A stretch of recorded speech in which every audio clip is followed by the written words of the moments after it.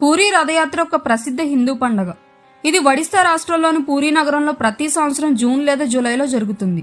ఈ ఉత్సవంలో జగన్నాథ స్వామి, ఆయన అన్న బలభద్రుడు, అక్క సుభద్ర దేవాలయం నుంచి 3 ప్రత్యేకమైన భారీ రథాల్లో ఊరేగింపు చేస్తారు.